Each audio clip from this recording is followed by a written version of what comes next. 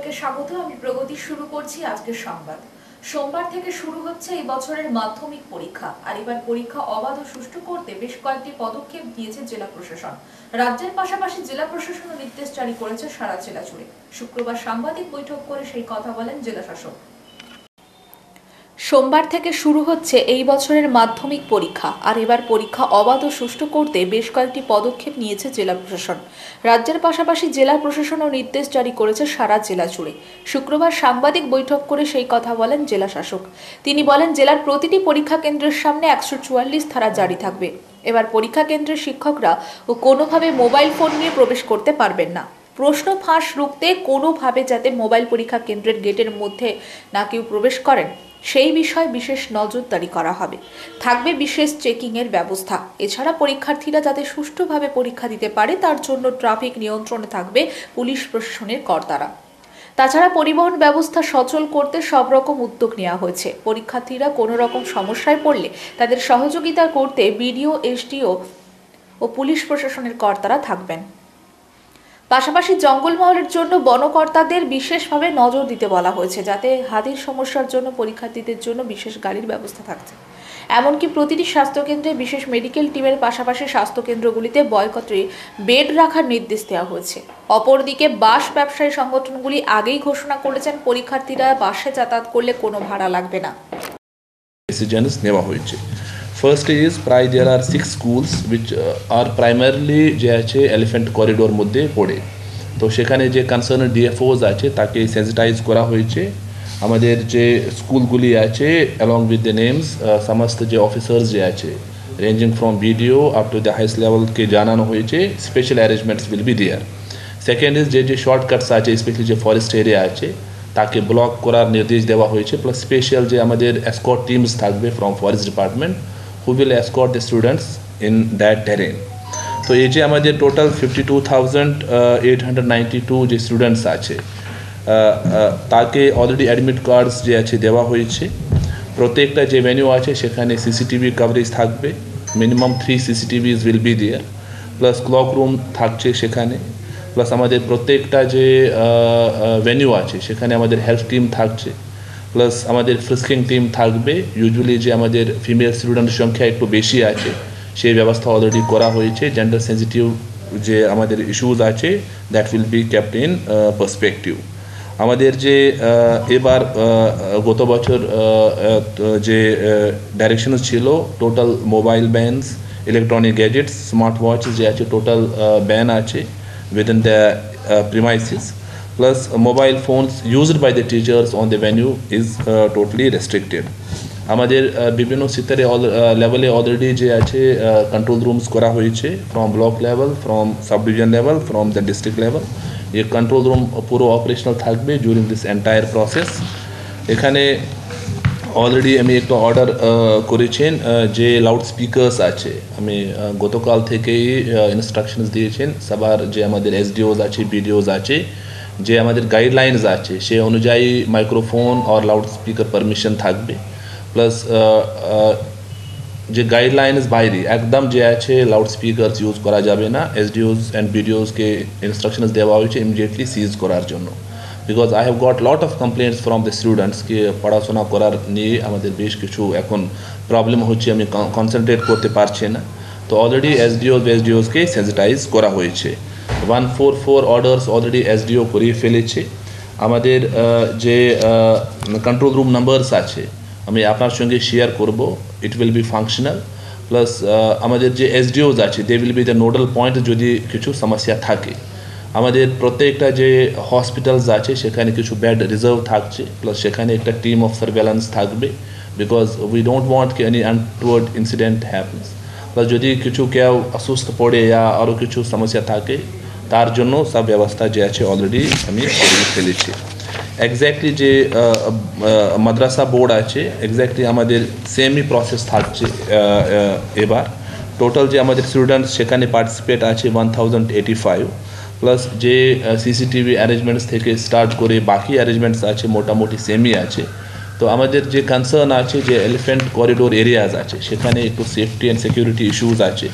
Second is transportation নিয়ে বেশ কিছু জায়গা আমাদের যে আছে রিপ্রেজেন্টেশনস এসেছেন, সেক্ষেত্রে আরটিও সেট আপকে অলরেডি ইনস্ট্রাকশনস দেওয়া হয়েছে। ফ্রিকোয়েন্সি অফ আমাদের যে বাসেস আছে that has been increased, plus stoppage points has been increased. আমাদের কিছু কিছু এরিয়াজ থেকে পাবলিক রিপ্রেজেন্টেটিভস স্পেশালি রিকোয়েস্ট করেছিল কি যদি ক্লোজ সেখানে যেখানে কাজ চলছে তো সেখানে কিন্তু অ্যাডভার্স রিপোর্ট এসেছেন ফ্রম দ্য গ্রাউন্ড স্টাফ কেউ সেখানে যে আছে শর্টকাট করা যাবে না। It basically concern safety and security.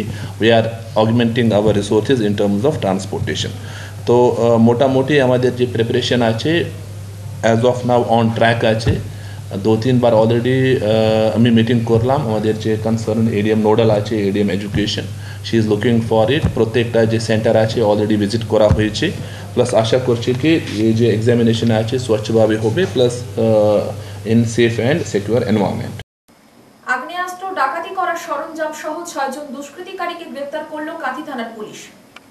ডাকাতি করা সরঞ্জাম সহ 6 জন দুষ্কৃতিকারীকে গ্রেপ্তার করলো কাঁথি থানার পুলিশ। অভিযুক্তরা হলো পটাশপুর থানার 7 শতমাল এলাকার আলেম খান, রতন দোলাই, সিনারি গ্রামের ঋষিকেশ শাসমল, খেজুরি থানার মিন্টু ডুকাট ও কাঁথির ফুলেশ্বর এলাকার সমীর দাস ও মারিস্তা থানার তাপস শাসমল। শুক্রবার অভিযুক্তদের কাঁথি মহকুমা আদালতে তোলা হয়। বিচারক প্রত্যেককে 8 দিনের পুলিশ হেফাজতের নির্দেশ দেন। সূত্রের খবর, বৃহস্পতিবার গভীর রাতে কাঁথি দেশপ্রাণ ব্লকের ফুলেশ্বর এলাকায় বেশ কয়েকজন যুবক জড়ো হন।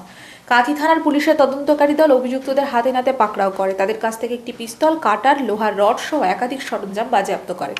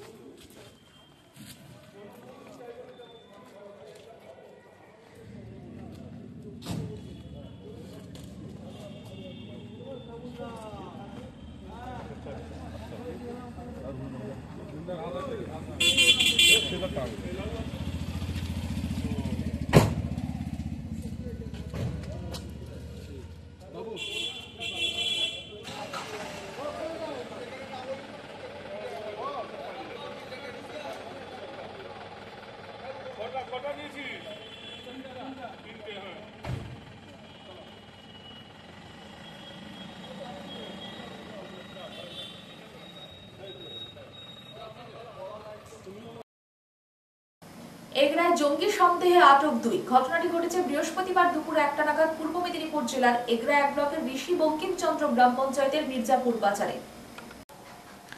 এগরায় জঙ্গি সন্দেহে আটক 2। ঘটনাটি ঘটেছে বৃহস্পতিবার দুপুর 1টা নাগাদ পূর্ব মেদিনীপুর জেলার এগরা 1 ব্লকের ঋষি বঙ্কিমচন্দ্র গ্রাম পঞ্চায়েতের মির্জাপুর বাজারে। স্থানীয় সূত্রে জানা গেছে, প্রায় 1 মাস ধরে সুকুমার মান্নার ঘরে 2 জন পরিবার ভাড়া থাকতো। আয়ুর্বেদিক ওষুধ বিক্রেতা ও রাজমিস্ত্রির পরিচয় দিয়ে ওই এলাকায় ঘর ভাড়া নিয়েছিল। দুজনের নাম কুরবান মণ্ডল ও ইমরান হোসেন। ঘটনার সূত্রপাত কয়েকদিন আগে ওই 2 ব্যক্তির স্ত্রীর সাথে পারিবারিক ঝামেলা হয়। এগরা থানার অন্তর্গত নেগুয়া ফাঁড়িতে কুরবান মণ্ডলের স্ত্রী মুক্তা বিবি তার স্বামীর বিরুদ্ধে অভিযোগ দায়ের করে। সেই ঘটনাকে কেন্দ্র করে এগরা থানার পুলিশ ঘটনা তদন্ত করতে গিয়ে জানতে পারে ইব্রাহিম হোসেনের আসল পরিচয় বাংলাদেশের নাগরিক। জানা গেছে ওই 2 যুবক জাল ভারতীয় পরিচয়পত্র তৈরি করে বিভিন্ন জায়গায় ঘর ভাড়া নিয়ে থাকতো। জাল পরিচয়পত্র ঠিকানা রয়েছে উত্তর 24 পরগনা জেলার কেউটসা বুরুজ গ্রামে। তবে বর্তমানে ওই 2 যুবকের স্ত্রী নিখোঁজ রয়েছে। শুক্রবার ওই 2 যুবককে কাঁথি মহকুমা আদালতে তোলা হয়। তবে ঠিক কী কারণে ওই 2 যুবক এখানে থাকতো, এর পেছনে কি কোনো নাশকতার ছক ছিল, সে বিষয়ে তদন্ত শুরু করেছে এগরা থানার পুলিশ।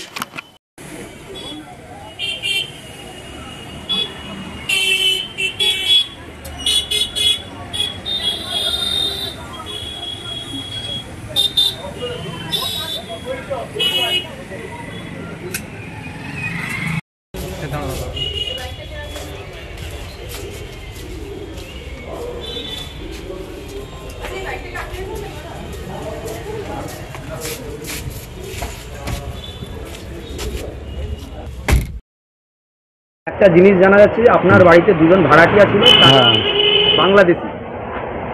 হ্যাঁ, আমি তো জানি না, এই তো ডকুমেন্ট নিয়েছি 24 পরগনার লোক। হ্যাঁ, মানে আপনাকে ভাড়া কে ঠিক করে দিয়েছে? ভাড়া এখানে পাশাপাশি ওদের লোক আছে, দিয়ে আমাকে মানে ওদের ও একা একাই এসছে, কেউ বলেছে যে এখানে ঘর ভাড়া পাওয়া যায়, এই জন্য এসছে ওরা খুঁজে আর কি। কতদিন ধরে ছিল এই 1 মাস, তো 1 মাস হয়নি মনে হয়। ওরা কি করতো আপনার বাড়িতে ভাড়াতে? এই যে কি ওষুধ যে গাড়ি করে বিক্রি করে, আয়ুর্বেদিক ওষুধ বিক্রি করে আর কি। পুলিশ কখন তাদেরকে মানে গ্রেফতার করলো? কালকে, আমি তো জানি না কালকে নয় কখন লেগে গেছে। কখন, কটার দিকে? কটা দিয়ে লেগেছিল তো দেখেছিস? ওই 1টা 1টা 1:30 দিকে। না দুপুরে 1টা দিকে। পুলিশ আপনাকে কিছু জানিয়েছে বা আপনাকে? না আমাকে কিছু জানায়নি। ইনাদের বাড়িতে যে দুজন বাংলাদেশি ব্যক্তিকে পাওয়া গেছে, জানেন এই বিষয়ে? জানি না, শুনেছিলাম যে একজন 24 পরগনার বাড়ি। আচ্ছা আচ্ছা। আর বাংলাদেশটা আজকে শুনলাম। আমরা তো এখানে কারখানায় কাজ করি, আমি জানি না, মালিকের মুখ থেকে যারা শুনি। বর্তমান কি মালিক বাড়িতে রয়েছেন, জানেন কিছু? মালিক তো দোকানে গেছে। এই দুজন বাংলাদেশি কতদিন ধরে থাকতো এই বাড়িতে? বাংলাদেশে একজন বলছে। কতদিন থাকতো জানেন কিছু? 1 মাস হবে মনে হচ্ছে, আমি জানি না ঠিক মতন, কারখানায় কাজ করি। আপনারা এখানে কতদিন ধরে কাজ করছেন? আমি এখানে দুর্গা পুজো থেকে, লক্ষ্মী পুজো থেকে। আপনার বাড়িটা কোথায় দাদা? আমার বাড়ি কি আপনার নামটা?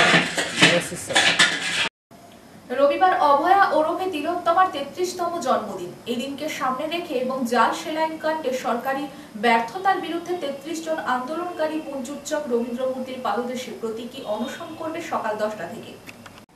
রবিবার অভয়া ওরফে তিলোত্তমার 33তম জন্মদিন। এই দিনকে সামনে রেখে এবং জাল সেলাইন কাণ্ডে সরকারি ব্যর্থতার বিরুদ্ধে 33 জন আন্দোলনকারী পঞ্চুচ্চক রবীন্দ্র মূর্তির পাদদেশে প্রতীকী অনশন করবে সকাল 10টা থেকে।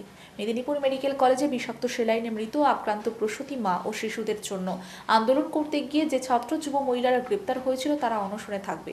বিভিন্ন সময় বিভিন্ন সংগঠন উপস্থিত থেকে সংহতি জানিয়ে বক্তব্য রাখবে। 12টা থেকে চিকিৎসকেরা বিনামূল্যে চিকিৎসা করবে। এর পাশাপাশি সন্ধ্যায় মোমবাতি ও মশাল সহকারে জমায়েত হবে সর্বস্তরের প্রতিবাদী মানুষের। গান, কবিতা, নাটক ইত্যাদি পরিবেশিত হবে মঞ্চে। শনিবার স্টুডেন্ট হেলথ হোমে সাংবাদিক বৈঠক করে এমনই জানালেন অভয়া মঞ্চের সদস্যরা। ছিলেন বিশিষ্ট চিকিৎসক বিবি মণ্ডল সহ অন্যান্যরা। দাঁড়াও, আমি 2-3 মিনিট পর বেরোচ্ছি, বেরিয়ে তোমায় কল করছি। ঠিক আছে, পানি আসো। 9ই ফেব্রুয়ারি অভয়ার জন্মদিন, 33তম জন্মদিন। ওই 33তম জন্মদিনটাতে আমরা কিছু কর্মসূচির মধ্যে দিয়ে দিনটাকে পালন করতে চাই। অভয়া এখন অবধি ন্যায় বিচার পায়নি। সেই ন্যায় বিচার সে যতদিন না পাবে ততদিন কিন্তু আমরা রাস্তায় থাকবো। আগামীকালের যে কর্মসূচিগুলো রয়েছে তার মধ্যে সকাল 10টা থেকে প্রতীকী অনশনে বসবে 33 জন, এবং সেই সঙ্গে যারা ইচ্ছুক তারাও এসে ওই অনশন মঞ্চে বসতে পারে। তারপরে আমাদের আছে অভয়া ক্লিনিক, আমাদের ডাক্তাররা ওখানে বিনে পয়সায় চিকিৎসা করবেন দুপুর বেলা 12টা থেকে।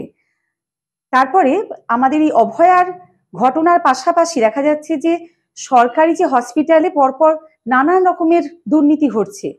আরজি করের পর মেদিনীপুর মেডিকেলে প্রসূতি মারা গেছে ভেজাল সেলাইনের জন্য, ডেট পেরিয়ে যাওয়া সেলাইনের জন্য, এবং শিশু মৃত্যু হয়েছে। সেই পরিবারের যেই প্রসূতি মারা গেছে এবং যেই শিশুর মৃত্যু হয়েছে সেই পরিবারের আমরা পরিবারবর্গকেও আমরা ডেকেছি, ওনারাও আসবেন। এবং যেহেতু মাধ্যমিক পরীক্ষা সেই কারণে আমরা কোনো মাইকে জোরালো আওয়াজ যাতে না হয়, আমরা হ্যান্ড মাইক নিয়ে পুরো অনুষ্ঠানটা আমরা করব। সকাল থেকে সন্ধে অবধি ওই অনুষ্ঠান চলবে এবং কিছু কিছু প্রতিবাদী গান, নাটক, বিভিন্ন মানে সংস্কৃতি জগতের মানুষজন ওনারা অংশগ্রহণ করবেন আমাদের অভয়া মঞ্চে।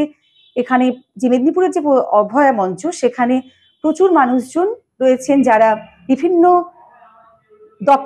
এর সঙ্গে যুক্ত রয়েছেন, সংগঠনের সঙ্গে যুক্ত রয়েছেন। তারা নানানভাবে তাদের প্রতিবাদী কথাবার্তা বলবেন এই মঞ্চে। আর বিকেল বেলায় মানে সন্ধে বেলায় থাকবে আমাদের মশাল এবং মোমবাতি প্রজ্বলন। সেটা আমরা চাই যে মানে পথ চলতি মানুষজন থেকে শুরু করে যারা এই প্রতিবাদে অংশগ্রহণ করতে চান প্রত্যেকেই আমাদের সঙ্গে সামিল হন এবং সবাইকে আমরা আমাদের এই অনুষ্ঠানে অংশগ্রহণ করার জন্য আহ্বান জানাচ্ছি। আমার নাম মধুমিতা ভূঁইয়া। পথ দুর্ঘটনায় এক যুবকের মৃত্যুর ঘটনাকে কেন্দ্র করে তীব্র চাঞ্চল্য ছড়িয়েছে পশ্চিম মেদিনীপুর জেলার গড়বেতা 3 নম্বর ব্লকের কেয়াবনি এলাকায়। পথ দুর্ঘটনায় এক যুবকের মৃত্যুর ঘটনাকে কেন্দ্র করে তীব্র চাঞ্চল্য ছড়িয়েছে পশ্চিম মেদিনীপুর জেলার গড়বেতা ৩ নম্বর ব্লকের কেয়াবনি এলাকায়। পুলিশ সূত্রে জানা গিয়েছে ওই মৃত যুবকের নাম রঞ্জন দণ্ডপাট, বয়স আনুমানিক 14 বছর, বাড়ি ওই এলাকায়। জানা গেছে শুক্রবার 7 নম্বর জাতীয় সড়কের উপর একটি মারুতির ধাক্কায় গুরুতর আহত হয় ওই যুবক। এরপর তাকে উদ্ধার করে দাঁড়িয়েরিয়া গ্রামীণ হাসপাতালে নিয়ে গেলে চিকিৎসকরা মৃত বলে ঘোষণা করে।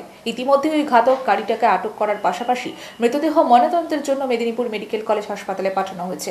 পাশাপাশি গোটা ঘটনা তদন্ত প্রক্রিয়া শুরু করা হয়েছে।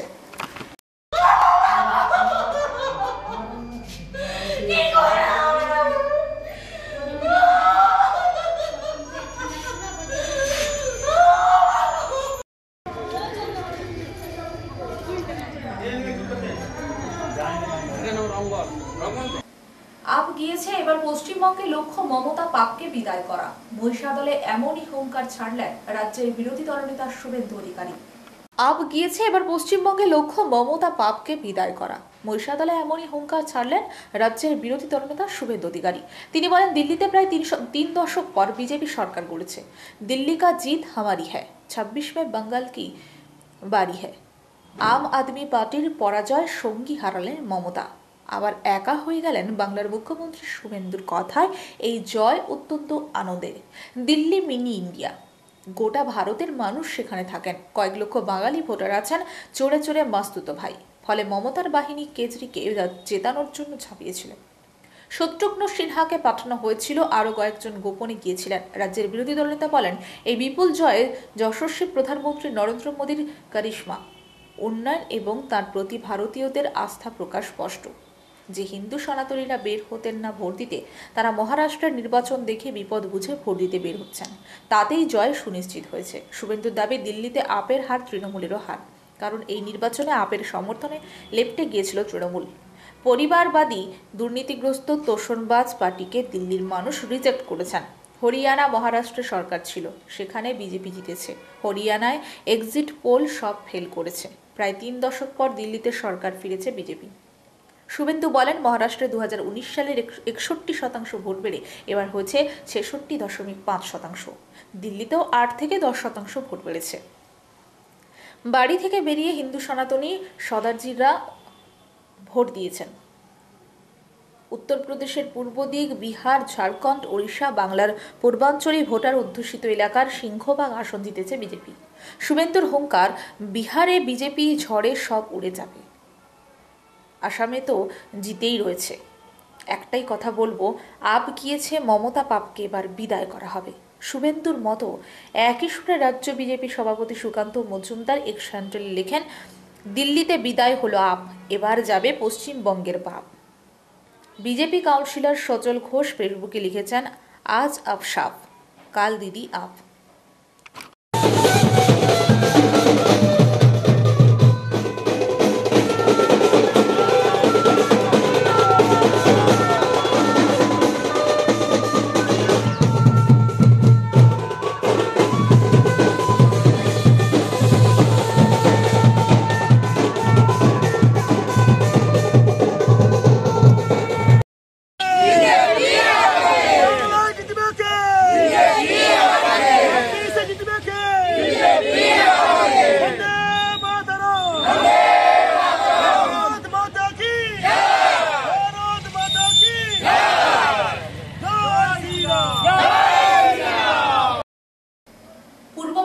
জেলার সবচেয়ে প্রাচীন ও ঐতিহ্যবাহী নন্দকুমারের তারাগেড়া গ্রামের ভীম পুজো।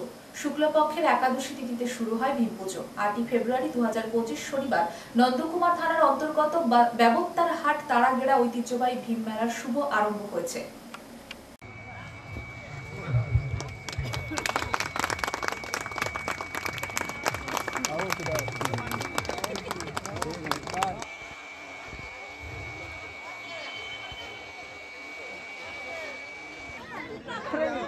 पैसा गिरवाय दे सब ओय बाकी को दिबे जे चापन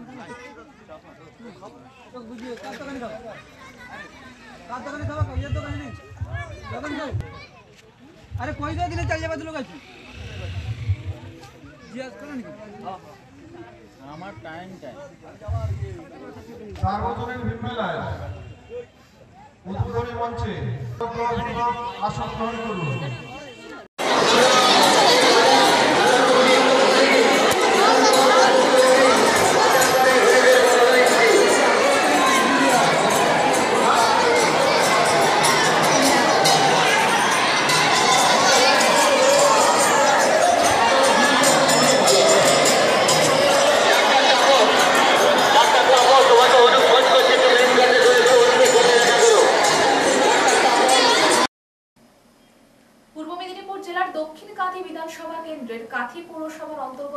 সেন্ট্রাল বাসস্ট্যান্ড কাঁথি ছাত্র যুব নাগরিক মঞ্চের উদ্যোগে নাগরিক সভা অনুষ্ঠিত হয়। আমার দিদির রক্ত বিচার চাই, আমার দিদির বিচার চাই, বিচার তুমি দেবে না, বিচার তুমি দেবে না। সংবাদ এই পর্যন্ত, নমস্কার।